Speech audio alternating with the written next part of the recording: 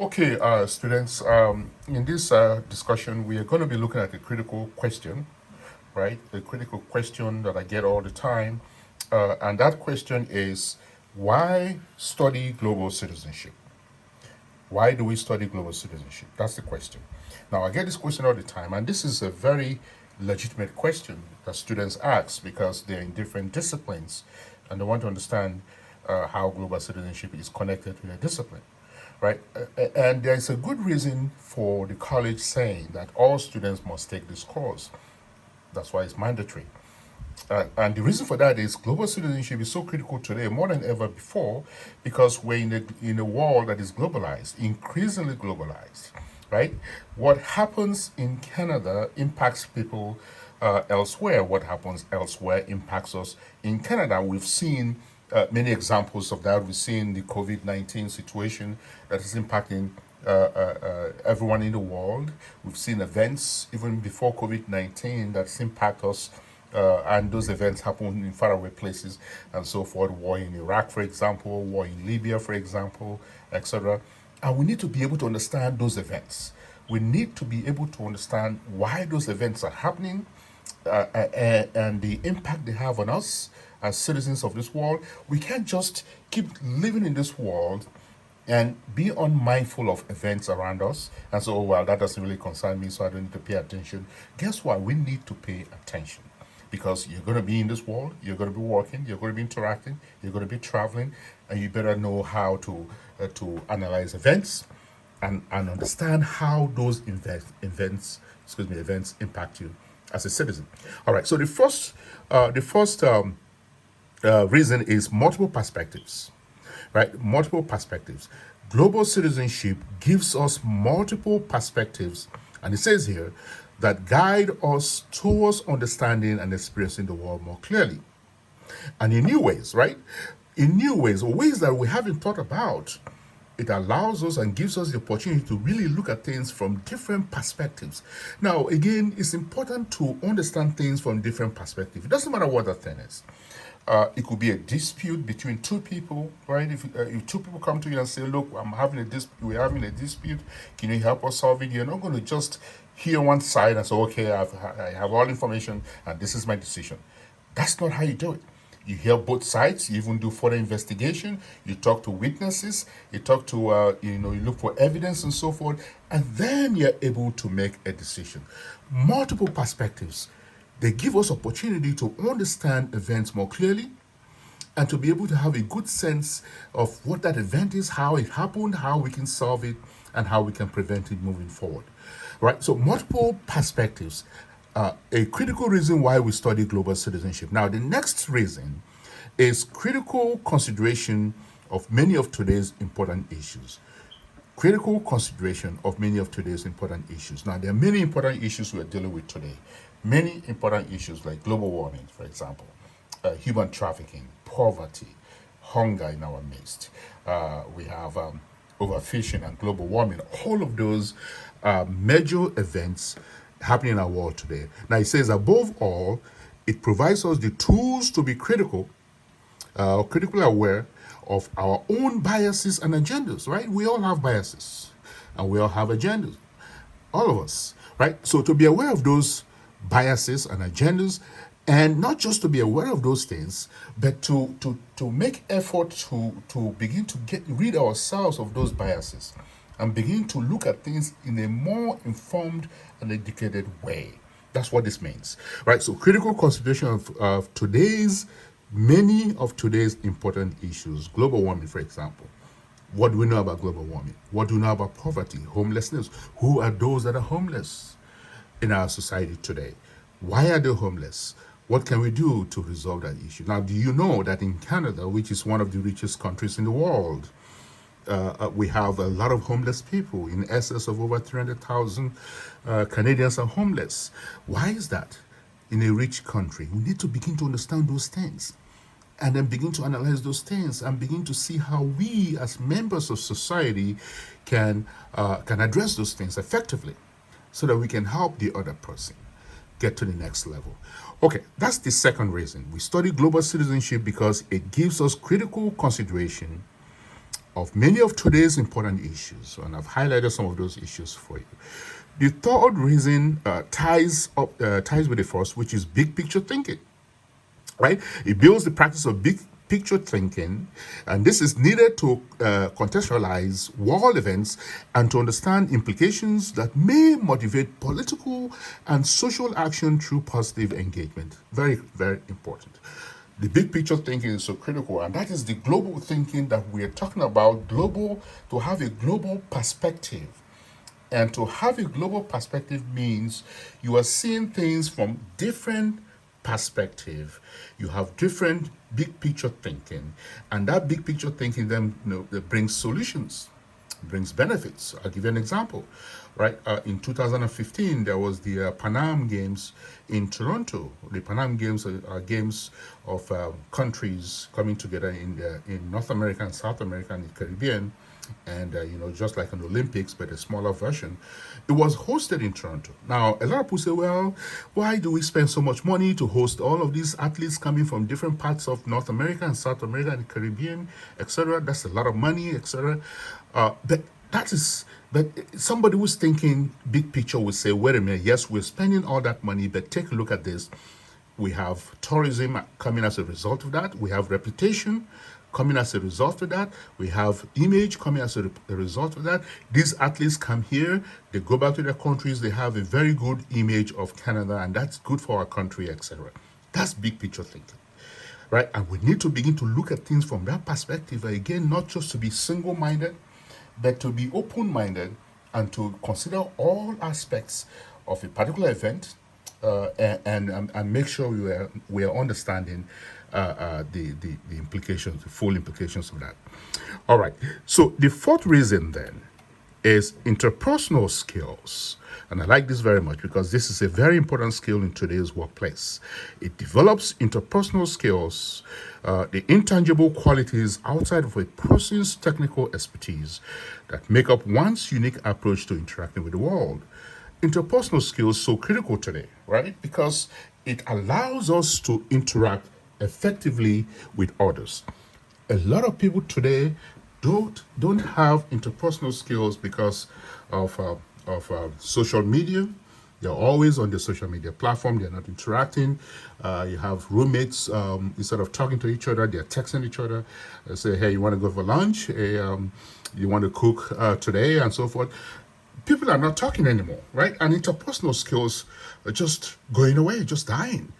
And you need that in the workplace, right? If you go for a job interview today, the employer is looking at three things, mainly three things. They're looking at your academic skills, right? That means the knowledge you gain from college. They're looking at that. They're looking at your technical skills, right? Your technical skill, that means if you're a software engineer, can you create a software, for example, right? That's technical knowledge. You're really putting your knowledge in the technical aspect by creating a software. And then the third and perhaps the most important thing they're looking at, students, is interpersonal skills. Can he interact with other people in the workplace? When he comes in the morning, does he say good morning before he goes to his office? Or does he have lunch with others? Can he communicate effectively, right? Can he go out and represent the company? Can he give a presentation about our products and so forth? That's interpersonal skills, which is lacking in today's world for a number of reasons, where people are into their own silos. Social media is occupying people's time. According to research, the average person spends about 16 hours on social media, right? 16 hours on social media. And during that time, they really don't talk to anybody. They talk to their phones, but they don't talk to any real person, right? And so forth. And they're interacting on all the different platforms, Instagram, Facebook, Twitter, the YouTube, and the list is long. And that is denying a lot of people the opportunity to gain interpersonal skills. Now, it says here, these qualities include abilities to such as problem solving. Now, take a look at this now. Problem solving in today's world is very critical, especially in the workplace. It's very critical for us to be able to solve problems. Your boss will be looking to you to solve problems. He or she will not be looking to you to come to them to give you solutions to solve problems. They want you to come up with a solution. And that's how people progress in the workplace, right? So, problem solving skills, cultural awareness, which is so important today because we are a multicultural society, especially here in Canada. We're a multicultural society. You take a look at Toronto, everybody's here essentially. And you have to know what cultural awareness is. You can't just go around offending people because you're not aware of their culture, because you're not aware of their values, etc. You have to be aware. Now, I'm not saying you have to be aware of everybody's culture. That's not what I'm saying. Nobody does that. But have some level of awareness. That's what this course gives you. Some level of awareness of other people's culture because you live in a multicultural environment. You don't live with people of your culture alone. You live in a multicultural environment, and it's so critical today for us to have this awareness. Now, he says analytical thinking as well, right? We have to be analytical. What does that mean? That means you are analyzing things. You're applying logic to things, and you're collecting evidence, and you have good arguments about things and so forth. Analytical thinking. So if something happens in Toronto today, students, you're not saying, "Oh, too bad it happens," and walk away. You're not saying that. You are stopping and saying, "Wait a minute, this happened today in Toronto. Why did it happen?" And then digging further to get more evidence, more information, and say, "Well, it happened because this happened and that happened," and so forth. You need to be analytical. That is so important today. A lot of people don't have this analytical thinking skills. They think it's not important, but it's very critical for us to be holistic human beings and understanding events as we move on. Okay, so global citizenship here incorporates these skills through analyzing how people are affected by global issues, right? Global issues and understanding the connection between ideas. Understanding the connection between ideas. So interpersonal skills, students, so critical in today's world. We cannot survive without having those skills, and we have to have those skills because they're important in the workplace, they're important in our social circles, they're important in every facet of life. That's the fourth reason why we study global citizenship, interpersonal skills. All right. The next one is it dispels stereotypes, right? Take a look at it, students. It dispels stereotypes. Now, what are stereotypes? Let's begin there. What are stereotypes? Stereotypes are stories about certain group of people, perception people have about certain group of people, and they take that perception, and that perception students becomes their reality, right? That perception becomes their reality, and nothing else changes their mind. So, for example, they will say this group of people they like to party, and that is a perception. So when they see somebody from that group, right, they say, "Well, here comes the party people," right? That comes the party people, and so forth. And if you're a boss, and those people come for job interview, you are thinking, well, they're not going to work. They're going to be thinking about parties all the time. But guess what? That's not true, right? So stereotypes are true, but they are not the complete story of any people. They're not a complete story. They're the single story of people, right? Because we hear just one aspect of the lives of those people. So we need to dispel stereotype, and global citizenship does that. Dispels stereotype because it allows us to interact and mingle with people that we don't know, right? Mingle with people that we don't know, and if we are able to mingle with people that you don't know, you begin to understand them more clearly. And you begin to understand that, wait a minute, the things people say about them are really not true. Because I now have a personal relationship with some of them. I understand them now, and some of the things they're saying about this group of people is not true. Dispel stereotype, right? I've taken students to Ghana, and on those trips, students have their perception about Africa, and when we get to Africa, right, they are expecting a few things they've heard on TV and growing up and in the books and so forth, jungles, animals, those sort of things. But when they get there, students, they don't see jungles, they don't see animals, they see cities, the roads, and they see the tall buildings and cars and all whatnot. And then they ask me, wait a minute, are we really in Africa? And I said, yes, we are in Africa. Right? The stereotype is gone at that point because now they're there and they can see it for themselves. That's what global citizenship does, right? So those students that I took to Ghana are changed students forever. Some of them are still in contact with me and expressing, thinking about the experiences they had in Ghana that really changed their worldview about the continent.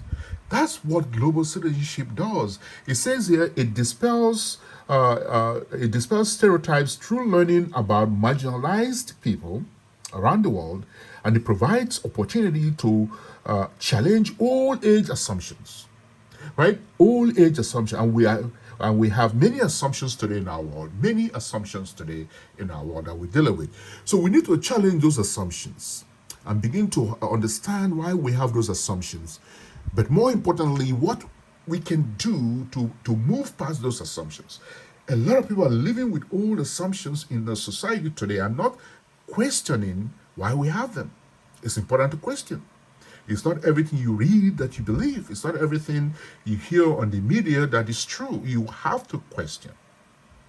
And that's what educated people do. They question things, right? Now, when I say question, doesn't mean you will not believe it, but you need to understand why you believe in it, right? If they say the sun is 93 million miles away, you ask, well, is that really true?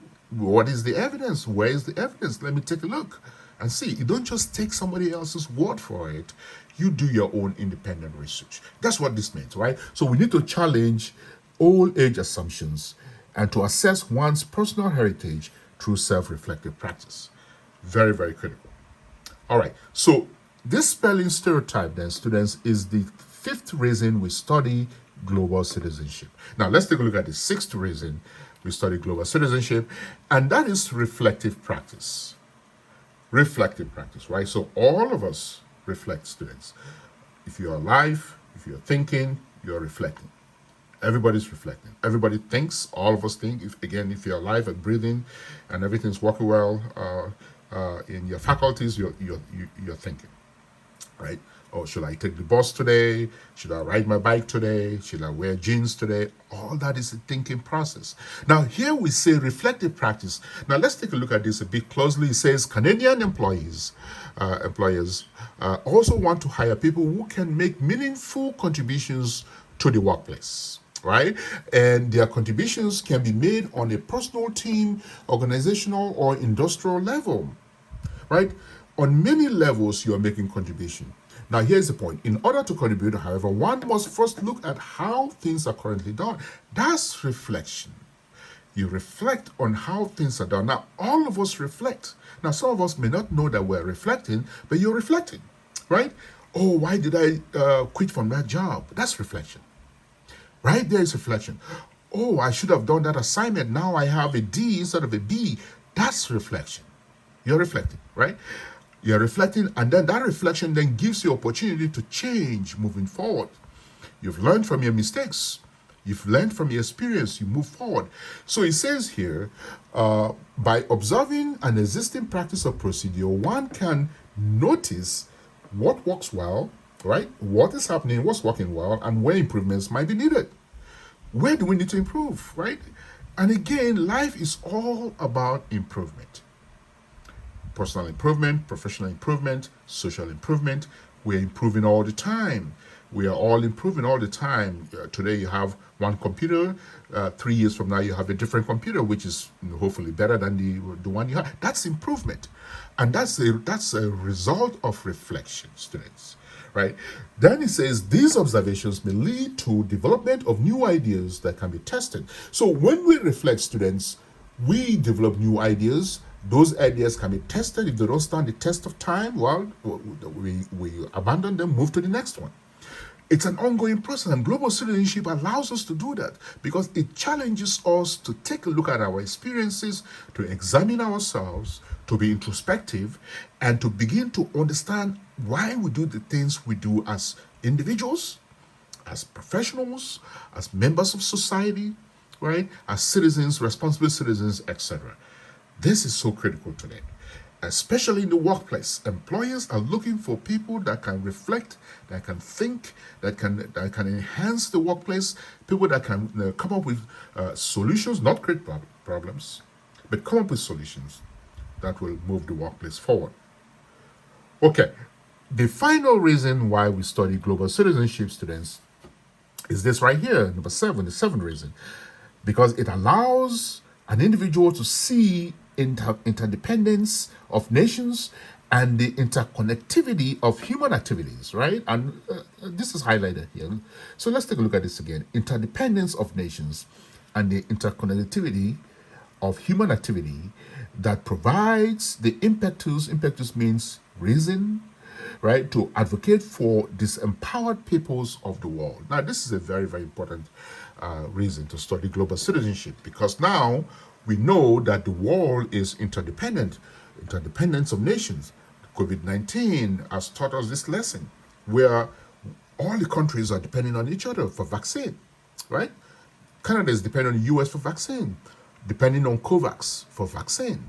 COVAX being made in India for vaccine, depending on Europe for vaccine, AstraZeneca. We are working together. We are interdependent. We cannot say we are Canadians, we don't need anybody to assist us. We can say that. The Americans can say we are Americans, we don't need anybody to assist us. They can say that.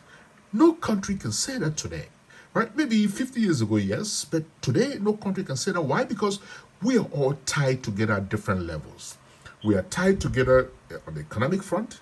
We are tied together on the political front. We are tied together on the social front. On many levels, we are tied together. Even now, medically, because of COVID-19, countries can now see the importance of other countries, because they rely on them for vaccine, they rely on them for technology, they rely on them for information, for resources, and so forth.